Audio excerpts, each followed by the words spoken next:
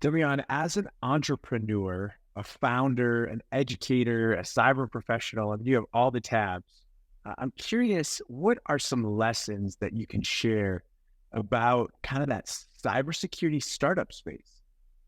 I would say the most hard thing that you need to overcome as an entrepreneur, because I've been also doing some other things besides cybersecurity, but in cybersecurity specifically, try to sell cybersecurity to like anyone. Because if you own a bakery, probably everyone needs that. If you own an IT company that does outsourcing services that makes software, pretty much everyone has an idea and they want to implement that and automate that. If they have a successful business, they will pretty much need that at some point in time. Cybersecurity, however, is more like, and what I've noticed is more like selling insurance.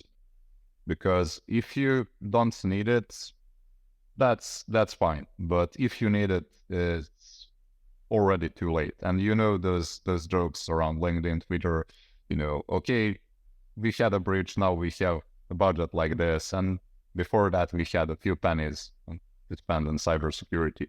So I would say that in order to practice this, you should really understand your customers, their real pain, and also do something that maybe because I've analyzed a lot of companies and their business besides cybersecurity, like what Netflix does to, invoke your need, how they keep you there, how to, drive those efforts in that way, how to wake you up. So, and unfortunately, I think still the biggest, it's it's really funny, but still the biggest helpers for cybersecurity companies are the hackers and malicious actors. When you see the whole global story, it's still like that. But I would definitely focus around, what are the pain points of your customer and who really needs that. And I've learned a lot how to invoke those things, how to focus people on that, how to transfer that to, a return on investment analysis, how to, show maybe, okay, here is your competitor, but do you know why maybe they are not that good, why their stock dropped today? Well, it's maybe because, they've been hacked last year. Because cybersecurity, I read a lot of white papers also on that. It can be quantified. There are some really good risk analysis, some really good formulas, but at the end, it's more like, house of cards. Cybersecurity is the card at the bottom.